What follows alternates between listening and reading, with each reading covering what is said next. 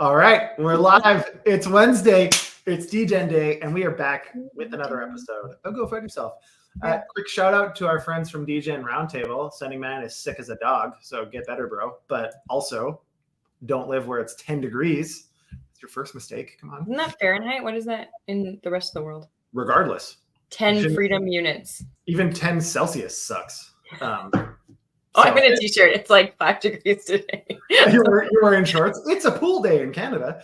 Anyways, we got a bunch of stuff to talk about for DGen Day. Well, it's DGen Day. We've got a lot of stuff going on in Avalanche, actually. There's a little bit of push and pull about Avalanche sentiment. Apparently went down a lot because there was a big rug pull and because they said some things they maybe shouldn't have said at a conference about all of the games on Avalanche, but GameFi and Avalanche. But then they have some pretty cool announcements, so maybe it's still going well. And then we've got some things going on with dYdX. Everybody loves dYdX right now. Super brainchild of the face at this time. Golden boy. Flare's got some announcements that we're going to talk about. SUSHI is not doing well. This news is a little bit old, but it's actually still ongoing. It started about 3 weeks ago, but they may have deleted their governance forum, and people are not happy about that. And then the DeFi Education Fund is suing the SEC. I hope they win. And somehow I hope Gensler gets fired. Lots of stuff to cover. Super excited. I have a ton of thoughts on this, if you could imagine. Oh, really? So we can go.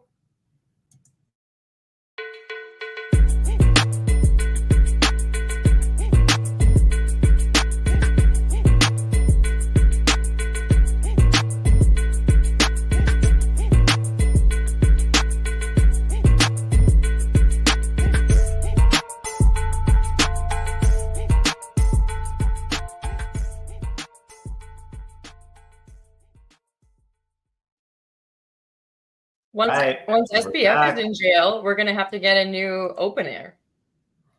I wonder if he's, you know how like people that go to jail get like groupies sometimes? Yeah. You know what I mean? Like there's like people in jail that like get married to some like crazy people that become pen pals and stuff. Absolutely. I bet SBF will find like some dude to pen pal and marry while he's in jail. Do you think he's going to go to like Martha Stewart jail?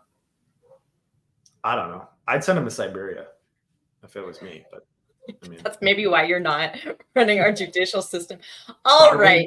Probably why I'm not in charge of enforcing crimes.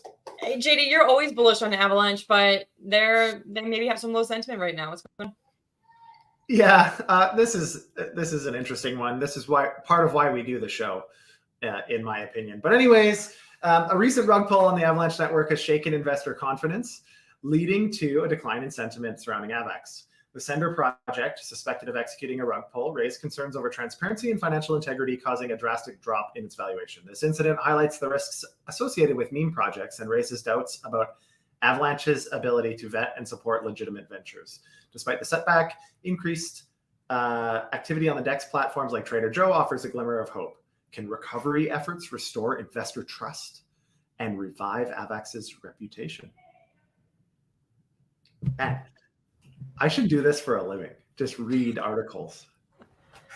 Anyways, you need to practice. But do you think that this has anything to do with AVAX as a chain? What are your thoughts on this? Obviously, it does not. But also, even within this article, which I think is just one of the publicist articles, they're like, but there's still increased DEX activity on some of our favorite dApps like Trader Joe. Maybe that leaves us hopeful. I mean, did price go down a little bit? Maybe. But there's a lot of price fluctuation right now anyways.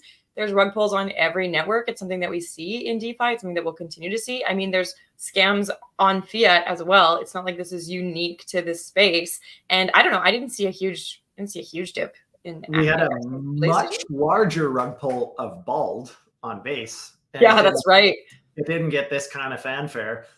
What I do like about this article, oddly, is that as we're entering into a new bull, we're getting a lot of new people participating in the space, following baloney that they see on X. And it's always important to have reminders that these rug pulls happen. It's unfortunate, but it's somewhat a function of permissionless deployments of these things, which is my next point about why this has absolutely nothing to do with Avalanche as a chain, because anybody can deploy anything on the chain. It's not. There's no arbiter on any of these decentralized permissionless ecosystems of who can and can't deploy. And so this has nothing, like, Avalanche couldn't censor that. That goes against the entire ethos of permissionlessness. So anyways, kind of ridiculous in a lot of ways to blame this on Avalanche as a chain, but it did suck. Like it totally killed sentiment. It was almost 100,000 AVAX, which is a lot. And no small potatoes. Yeah, it's a lot of money. I think what is 100,000? But Avalanche did do something that has caused some negative sentiment for them anyways, which is at the most recent 2024 Game Developers Conference. They came out with the slogan, Web3 gaming sucks. Obviously, this is grabbing attention, sparking discussions, but also is a little bit tongue-in-cheek for those who have been building on Avalanche for quite some time in terms of GameFi. They did showcase some really impressive games like Shrapnel, Nyan Heroes, and they launched Meme Coin Rush, which we're going to talk about later, which is a $1 million liquidity program aimed at boosting its meme coin ecosystem. With the AVAX price on the rise and approaching its yearly high, we want to know if Avalanche's Game Developers Conference appearance will propel it to new heights or if people are going to be mad. Yeah, I mean, probably not the best thing to say at a conference while trying to attract Web3 games. Having said that, they're not necessarily wrong. In my opinion, many Web3 games, in fact, do suck depending on what you're comparing it to. If you're comparing it to Activision AAA console games or computer games, I mean, we're not taking the entire game engine and putting it on chain. That's not what Web3 gaming even does. Yeah, probably not the best comment to make publicly at a conference, but at the same time, I don't think they're wrong per se. What's really cool and where I think there's kind of some like saving grace here is that, in fact, with Shrapnel and a few other AAA games launching on using Avalanche, they can probably make a claim that they've got quite a few more sophisticated gaming platforms using Avalanche than most other ecosystems. It's actually one of the things. Okay, but what are they doing with their 1 million in meme coins? Is that a game?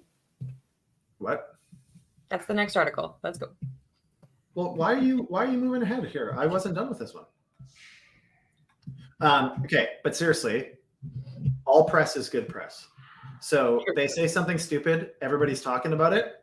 Okay, but everybody's talking about it. So, I mean, sometimes it's not necessarily the worst thing to be in the news. In particular, when it's something like this that really has nothing to do with the potential of the chain or the current success of the chain or anything. It's just somebody made a comment, which totally sucks. But we're all talking about it, so here we are. Okay, fine. We can move on now to the incentives program for meme coins, the Meme Coin Rush, which is kind of interesting. Avalanche Foundation unveiled a Meme Coin Rush, a groundbreaking initiative aimed at enhancing liquidity mining for meme coins within the AVAX ecosystem. With a $1 million allocation, the program incentivizes liquidity providers on Trader Joe and StakeHut, fostering community engagement and expansion. By embracing meme coin momentum, Avalanche demonstrates its commitment to diverse crypto communities and Web3 innovation. Are you going to be farming meme coin liquidity mining on Avalanche? No, I'm probably not going to do. Why? We talked about this a couple of weeks ago. Remember, we were all like, why is Avalanche bullish on meme coins? What are they doing? And they announced that they were going to invest a bunch of their own money in meme coins. And they also talked about how they were going to give incentives to meme coins launching on Avalanche exclusively. So if you launched your meme coin on multiple networks, you wouldn't get those incentives, but you would here. I guess this is what they were prepping for. Yeah. I mean, if you look at what Avalanche maybe didn't do well last cycle, there's a few things, but I think one is we really never in that ecosystem built this strong kind of degen community. You know, it never really was that way. Avalanche has always kind of been a little bit academic, a little bit institutional, kind of focused, a little bit RWA finance. But we're now seeing over the last 2 years, they've really focused on gaming. They've really focused on culture, NFT and music, other types of projects like that. And of course, you know, meme coins are a big contributor to community and sentiment and narrative and all of those things. So personally, I don't think this is horrible. The only thing that I don't like about this, as a consequence, I suppose, of the first rug pull, is if they're providing liquidity mining incentives, they're probably going to have to dox, or at least the team of the meme coin will have to be doxed. I don't think Avalanche is going to give money out liquidity mining, because it'll be seen almost as if they're supporting it. So it'll be interesting to see what the selection criteria is for this, and if, you know, who's involved, if it's like a governance thing, or if there's a voting process. It'll be interesting. $1 million allocation is actually quite small relative to every other liquidity mining initiative globally. It doesn't need to be that big because there's not that many meme coins, but it'll be interesting. I think it's a smart play. At the very least, again, gets people thinking about Avalanche in terms of where to launch a meme coin. Flip side is most meme coin people don't want to be doxxed. So that might be interesting. That's true. But yeah, I think this is kind of cool. They're trying to, you know, they're at least showing to me, not directly on purpose, of course, but they're at least, what I'm taking from this is that they're learning from their mistakes a little bit, or some of their oversights last cycle, and are kind of leaning into some of that stuff via gaming culture and, of course, meme coins. I don't know. So that's pretty positive sentiment when we started talking about Avalanche and their negative sentiment and how people are mad at them. And our next one we've talked about a couple times as well. We talked about it on Crypto Arms Race last week, that the Australia and New Zealand banking group are leveraging Chainlink's cross-chain interoperability protocol on Avalanche. So we had talked about that. And what I wanted to report today is that there has been a 9% increase on token, according to a variety of news places. They're saying that Avalanche go up because of this particular news. The only reason that I brought this up again, because we have already talked about it a couple times, is that it's like Avalanche has horrible sentiment. This rug pull is going to destroy them. But then Trader Joe is rocketing because they're doing all this cool shit. Yeah, but then like Trader Joe is up. They did really well at the GameFi conference. They launched their meme coin rush. They have really big partnerships with Chainlink and like institutions. So I can't imagine that sentiment is actually that low. Yeah, I think that was an interesting article, that the initial one. I don't think sentiment is in fact that low. If you look at Avalanche, it's outperformed, especially in the last few weeks, pretty much every other top 10, top 15 token percentage wise. So, I mean, yeah, I tend to agree that they have a lot more good going on than bad, so to speak. This is actually like a pretty big deal, obviously. Chainlink's CCIP is really exciting, but it's going to take critical mass before we all realize how impactful it actually will be.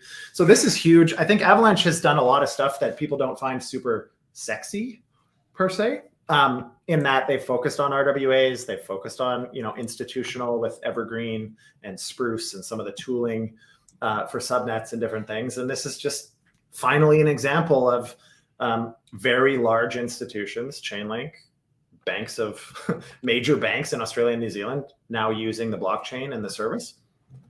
I think personally that this to me is more promising and says more about the future potential of Avalanche than really anything else. But this to me is a big deal. If they can use this as a proof of concept, this is one of the first major infrastructure kind of deployments on any blockchain for this type of thing. So I'm pretty excited. I'm pretty bullish on this one. I think this type of thing, as well as some of the other securitized stuff that's been announced and some of the other institutional angles that Avalanche is pursuing and finding some traction, I think is actually the reason for the price surge. Personally, there's a lot more activity. There's people are just starting to pay attention to the chain. So I think that's why. That's a lot on Avalanche, but what else is blowing up? What? So that's a lot on Avalanche, but what else is blowing up? Pretty much everything. It depends how you define blowing up. But I guess according to recent data from Santiment, Osmosis, decentralized exchange built on Cosmos, has emerged as the most actively developed DeFi project of the past month. With 169 GitHub commits, Osmosis surpassed dYdX and Synthetics, ranking second and third respectively. Osmosis's surge in development activity is attributed to the widespread interest in airdrop farming on Cosmos-related infrastructure. Meanwhile, dYdX's V4 upgrade to a standalone blockchain within the Cosmos ecosystem has generated over 60 billion in trading volume since its launch. Synthetics TVL has also been steadily increasing with the upcoming launch of a new derivatives front end called Infinex, adding to its momentum. We don't hear a ton about Cosmos of late, because you know it's definitely a multi-cycle L1, and they're all trying to figure out how they fit in this new mix of L1s, I guess. So we'll have to wait and see. This is obviously promising. I mean, dYdX, that's a lot of volume. It's pretty interesting.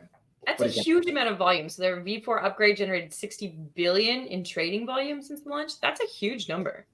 Yeah, they make a pile of cash. Like every conference, they have like 3 or 4 massive parties that is just like open bar booze fest, which I never go to because they're always late and there are always 10 billion people in line, and it's just not my jam.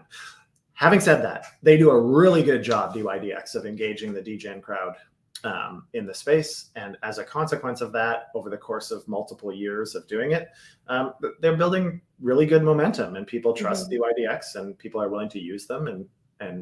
But then to see Osmosis is maybe coming on top in terms of activity is pretty interesting. Do you think that's because of the airdrop farming? I'm not sure. I don't think the airdrop farming on Osmosis specifically matters. They're probably getting a lot of volume maybe from people buying and selling airdrops, and maybe that's why. I struggle a little bit with just using GitHub commits as a measure of activity. Yes, GitHub commits versus no commits. Duh. That's obviously a big difference. But if I do 169 commits that are all really small and minor changes versus 3 meaningful big commits that have audits and all this other stuff, which one's better? Yeah. So anyways, I struggle a little bit with this as like the only metric to compare these things. I would rather see activity, TVL growth, volume growth, token price appreciation, anything else to validate that these guys are doing the right thing. But yeah, Osmosis, has kind of become a staple in the ecosystem as far as DEXs go, and many of the zones connect to Osmosis for liquidity. So we'll see. Looks like Flare is also becoming a staple. The Flare Time Series Oracle is poised for a significant upgrade following the governance proposal, promising faster speeds, broader data types, and enhanced reliability. This evolution aims to bolster dApps on the Flare network, providing them with a robust foundation for accessing diverse off-chain data securely and efficiently. I like seeing everybody have different ways that they're approaching this. Cosmos is growing, Flare is growing. What do you think is going to be the next darling? JD? I'm biased in many ways, but we are supporting a launch of a product on Flare. Kinetic came to join us today. A couple of products on Flare. We're actually launching. Hey, what are the chances of that? Did someone just comment that from Kinetic? Yeah. I was just about to shill Kinetic. So we're launching we're supporting the technology piece of launching a lending protocol on Flare. Rome Blockchain Labs, under our liquid staking brand Scepter, is also launching liquid staking on Flare, or a version of liquid staking. I'm not going to explain what it is right now, but I'm definitely a big fan of Flare. Super excited. I think there's a lot of momentum and budding technological innovation there. FTSO, Flare Time Series Oracles. We've been using them. They're awesome. And I mean, the current iteration of FTSO is quite similar really to Chainlink and many other oracles. What's exciting about it is on the roadmap, and this was one of the first steps, is you can program how frequently the heartbeat is. They're making it so that you can do it more and more frequently. They're also allowing a lot of other types of data and different things to flow through these oracles, and also facilitate their interoperability amongst a bunch of other chains and all of these things. It's a really interesting technology. If you're not familiar with Flare Time Series Oracles, it's definitely worth reading. They've got a lot of documentation on them. I was pretty reluctant at first to not use Chainlink or Pyth. So I was a hard sell on this. It took us a long time to get comfortable with it, but now I'm very confident in FTSO. So super excited about Flare. There's lots going on there. Check out Kinetic. Tell us more about it. They have some big partnerships coming up. They do have some big partnerships. We will get there. Flare Networks, in partnership with Ripple Labs, introduces consensus learning, a pioneering approach to AI integration with blockchain. This innovative model aims to enhance AI accuracy and security while fostering decentralized applications across diverse sectors. Consensus learning enables improved decision-making processes and operational efficiency with potential benefits for healthcare, finance, and other data-sensitive sectors. The Flare AI initiative represents a significant step towards unlocking the potential of blockchain-powered AI for real-world applications. I've been a pretty big critic of AI generally, in particular blockchain AI and what it will really do. How do you feel about that? Do you think this is as exciting as it seems on the surface? I'm also a bit fuddy about AI, and if I have to see one more AI image instead of like a professionally designed image, I might die. They're all the same. But people want to see that networks are staying up to date on their technology and ensuring that you are up to date on AI and you are up to date on Oracle, and all of these kinds of things are very important. Your GitHub commits are important. Your partnerships are important. Your emerging technology involvement is important. And so I think this is just kind of the natural step for Flare to take so that they are able to establish themselves as highly relevant. Yeah, I think what most people wouldn't know about this, which I think is pretty interesting, is one of the major innovations of Flare is actually it's the blockchain of data was their original like tagline. And so a lot of what they're building has to do with data sovereignty and data security, which is really, really interesting. And so from that perspective, I think this is really cool because if you're going to try to bring AI on chain, we have to find ways to make it way more reliable and secure and all of these things. And this is one of the first steps to do that in a transparent fashion. So definitely interesting. I mean, Ripple came out with this announcement with Evmos a few weeks ago that it was like the biggest announcement that no one heard about, which is kind of crazy. But apparently Evmos has been selected. They have a EVM SDK that Ripple is going to use to build an Solidity sidechain, apparently.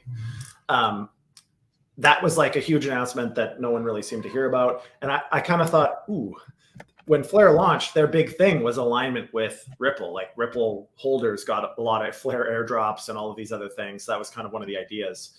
So I was disappointed to think, wow, surprised Flare didn't get the nod for that. But, you know, this was really exciting to me because it was like, okay, it's not like they're out of favor with Ripple. It's just working on other things. So, yeah, that's not good news. But I want to FUD. Oh, this is a good one to FUD too. SUSHI's community surfaces accusations against the core team, alleging the deletion of the governance forum and disregard for snapshot votes. Concerns mount over undisclosed salaries and bonuses, sparking tensions between community members and project leadership. Amid the escalating infighting, the project's governance structure faces scrutiny, risking the integrity of SUSHI's decentralized operations. SUSHI has been so big for so long. I'm surprised we didn't see something like this earlier. But JD, do you think this is the end of SUSHI? No, but I don't think this is going to end anytime soon. Right. So they did a vampire attack when SUSHI launched for Uniswap, which was kind of interesting. It was a new concept at the time. No one had really heard about vampire attacks. It was kind of cool. They emitted like 30% of their supply day one, which was eaten up by a lot of whales and VCs and insiders. And now all of those people have an outsized say in what happens in their governance. Mm-hmm. The problem, SUSHI's always had issues because it's been one of those projects that doesn't really have direct core leadership. It kind of just always seems to have a new master chef and new people that are involved, but they're doing 100,000 different things in different directions. And it feels like there's no kind of cohesiveness in what SUSHI's doing. That's been since day one. Like I can remember a ton of big governance fights, big community forum fights and debates between big VCs about what should happen and all this stuff. The thing that bothers me the most about this is if you want to be a blockchain project, it's all like one of the biggest factors of blockchain technology is transparency. And so anytime that like you obfuscate what should be pretty obvious and transparent types of things like salaries and bonuses, the automatic assumption is that those salaries and bonuses are way outsized. Yes. Now, whether they are or not, it's going to come out. So you might as well just admit it. What I don't love about this is that they're threatening to remove governance. Yeah. So if we want to be decentralized, if that's the claim, and that's been SUSHI's claim like since day one, Like they want it to be a very decentralized version of Uniswap. Now, arguments can be made whether that is or isn't the case, beside the point. But this to me is a huge step backwards. So we'll use governance only when you agree with what we want to do. And when you don't agree with what we want to do, we'll just do what we want anyways. That kind of goes against the whole ethos of governance, of decentralization, and so on. So this to me is a problem. Like deleting governance and ignoring snapshots is a really good way to alienate all of those degen supporters that you've had forever. Absolutely. So, and exactly what you said about the salaries and bonuses, like you said, if they're not disclosed, people assume that they're huge. This is a problem because SPF is still in light, Do Kwon is still in light. A lot of these people who were mismanaging their funds are still in the news. So sentiment around that lack of disclosure is super negative. Yeah, and I mean, this isn't the first time that they've been criticized for that. Like their compensation packages at SUSHI were obnoxious, like obnoxious. Well, they have to be if you're only going to work there for 8 months before they replace you. So, yeah. So we'll have to see. I mean, I don't know. SUSHI has always been kind of interesting because it is a nice alternative to Uniswap. Some ecosystems don't get Uniswap right away. Only recently have they really started expanding Uniswap proper to multiple L1s. So SUSHI kind of filled in the gap with a notable brand on many L1s for a long time. Yeah. So I mean, they've definitely made a meaningful impact. But this type of turmoil is not new. It's been going since day one, I feel like. Absolutely. So we'll see. Will it be the end of SUSHI? I suspect not, because they're kind of like a cockroach. They always seem to survive somehow. And I mean that, I didn't mean that in a derogatory way. Terrible. It was just a good parallel. Anyways, we'll see. I guess we'll have to find out. But we're going to end on an even funnier note where BIBA, which I've never even heard of, and DeFi Education's Fund challenge the SEC's airdrop policies in a lawsuit. Texas apparel company BIBA, and the DeFi Education Fund have filed a legal complaint against the US SEC alleging violations of Administrative Procedure Act procedures. The lawsuit filed in the Western District of Texas challenges the SEC's policy on airdrops and crypto, and it alleges a lack of proper rulemaking process and seeks clarification on airdrops not constituting security transactions. They argue that the SEC's encompassing crypto policy lacks proper rulemaking and seek clarity that token airdrops do not constitute security transactions. Okay, we've seen the DeFi Education Fund attack the SEC before, but I think that was primarily lobbying and press. I don't think, I should have checked, but I don't think that they've sued the SEC before. I don't recall a lawsuit before, but they've sure been very publicly opposed. Yeah, of course. We've actually talked about them a few times, I think. Yeah. I mean, this is another example of my biggest criticism to the way that the SEC is handling this is you can't make a blanket statement that all airdrops make you a security without providing the explanation of what specifically, like how they specifically identify that an airdrop has made you a security. And based on that, then you can figure out what can we do to make airdrops happen still without them being securities. That's all that we're asking for. And for clarity, so BIBA and the DeFi Education Fund, their whole argument is that token airdrops have no investment of money, so they fail the Howey test, so they're not securities. And that's been the argument. The SEC has been pretty adamant on the opposite, that it doesn't matter. An airdrop's an airdrop, and you've given it to them, and now they expect some sort of return. Is kind of the argument that's been made. I think it's ridiculous. I think this whole thing with the SEC just needs to go away. They just need to figure out some freaking rules, start somewhere, and let's go. Also, the reason that this might actually get legs is that it's possible the SEC's policy change didn't follow the Administrative Procedure Act to address airdrops. And so whether they agree that airdrops are securities or not, the lawsuit itself is actually about how the SEC didn't enact this policy appropriately. Didn't do what they were. Cool. I like seeing the government held accountable. What can I say? A little bit of legal maneuvering. The problem is the government is never held accountable the same way that industry is. I mean, so they do all of this misleading and quasi-fraudulent bullshit and entrapment and all of these other things, and at worst gets like censured. Meanwhile, Not saying that this is okay or should go unpunished. SBF is facing 110 years in jail. Not saying that the SEC cost any individual investors billions. You could probably make an argument that by their lack of clarity, they've cost US investors a pile of money because no one knows how to participate. You could probably argue that there's many multiples of billions of dollars in lost tax revenue because all of us are offshore. Everybody's offshore, and everybody just builds enough expenses in their offshore businesses via emissions, airdrops, all of these other things that we don't pay taxes in the US. And we pay taxes, just not in the US. And so, like, it's ridiculous. It's ridiculous to think that there's not harm by inaction. And negligence can be an active process, but can also be not acting when you should have. And so, I don't know. I think the SEC really needs to be put in check here a little bit. Well, of course, I'm biased, but that is the DGen opinion on the DGen news. DGen opinion. I'll have a different opinion tomorrow when we're talking about crypto. But it was a good day. Exciting to talk about AVAX and Flare and Cosmos and lots of different ecosystems doing cool things. It's easy to talk about DGen news when the market's going positively. Yeah, there's actually news now. I'm not just there's actually stuff to talk about other than yeah. I was saying thanks to Filecoin for the softest t-shirt that I got at ETH Denver. Why the hell do I not have one of those? Because they only had small. Oh, right. I'm too overweight to wear small. I'll do a shout out to Tatum then. I am blockchain developer. Nice.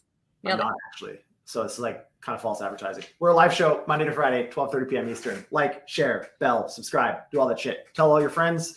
We love to see you. If you're on Twitter, come find us on YouTube so that you are subscribed, so that you get notifications, so that you can talk to us, so that you, like Ascending, like all of our DGen guys, can be featured here. Yeah.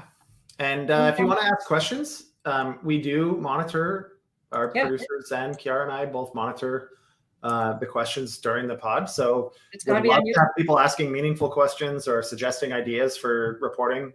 Please don't be shy. Anything else? You good? I'm gone tomorrow somehow. So, and there's no show on Friday, everybody, because it's Good Friday. So Ceara will have a new guest tomorrow, 12:30 p.m., same time, same place. That I say to you, go find yourself. Go find yourself. Hi, guys. Woo!